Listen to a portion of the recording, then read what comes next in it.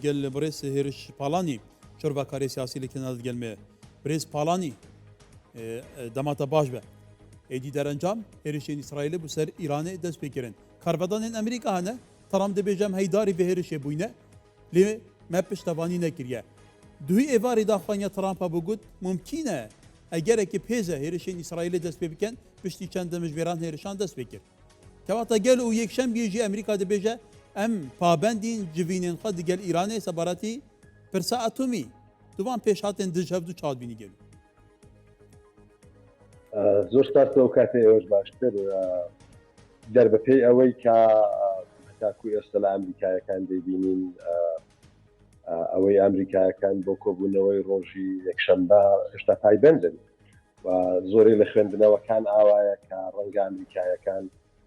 زۆرتری پشتیوانی ئەو لێدانە تاکتیکیە جەرگ بڕیان لە ئیسرائیل کرد لەبەرەوەی لە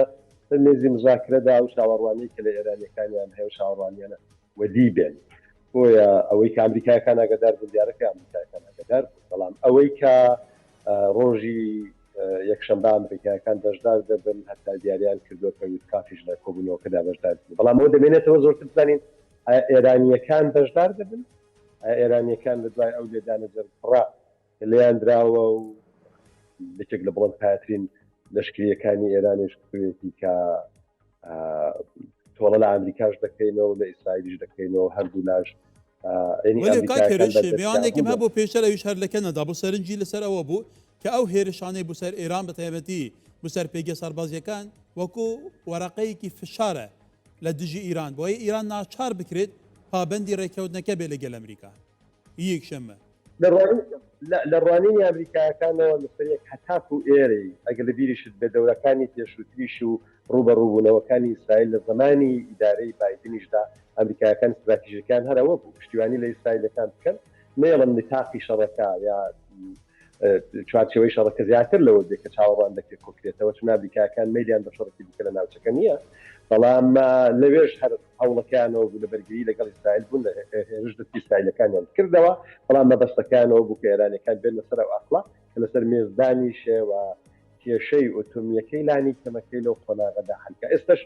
هەر هەمان استراتیژی بە منزورێکی جیاواز و چاوەڕوانێکی جاتەوە ئیدارەی ترامپ بەڕێوە دەباوە بە دیاریکراوی و هەلاتە خوب لە قسەکانی ئەو ڕۆژیشدا ئاجارێکی دیکە بۆ چوونەکەیەوە بەڵی کەواتە کەریمە بەڵام بکەین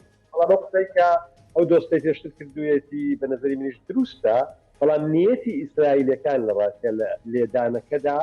ئەوەک بۆ خۆشت لە شرۆڤەکە تا لێکردایەوە ئەوان چاوەڕوانیەکانیان و استراتیژەکان شتێکی دیکەیە ئەم پێیان خۆش ڕەکە لەگەڵ ئێران گەورەتر بێەوە هەتا بۆشیان دەکرێت سەربەکە گورچ و بڕتر بێ لەو ماوەیدا کە بەڵێ برێز هێرش ئەنی من ئەم ڕووداوە ئەبستمەوە بە ڕووداوی 2023 هێرشکردن بۆ سەر عێراق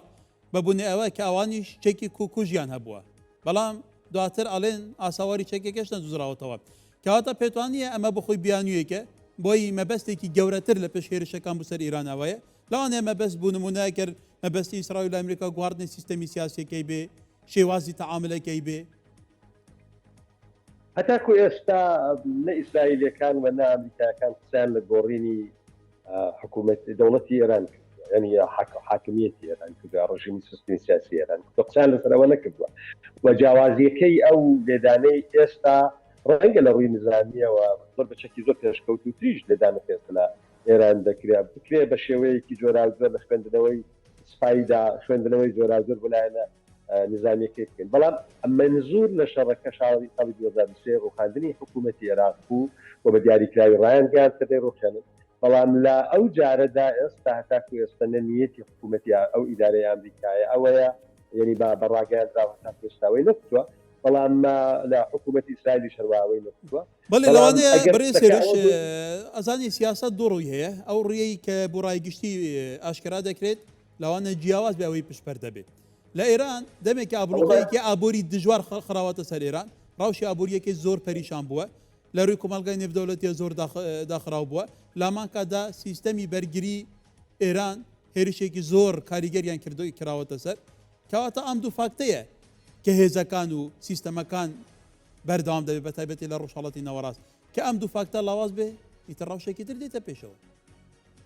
ئەو قسەی جەنابەت لە شێوەیەک دروستە ئەگە خوێندنەوەیەکی زۆرتر نظامی بکەین بۆ ئەو چۆنیەتی لێدان ئەوجا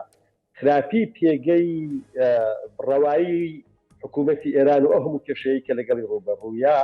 ئەوە لە درێژخایەندا دەتوانین وا بڵێن کە ئەو لێدانە یا ئەو نەوعە لە لێدان بەرەبەرە قدرەتی ڕژیم لە کۆنتڕۆڵکردن و بە تایبەت کە زۆرتریش پشتی بەوە بەستووە کە لە سەرکوتکردنی خەڵکی داخۆی ڕابگرێت ئەگە بەرەبەرە هێزە نظامی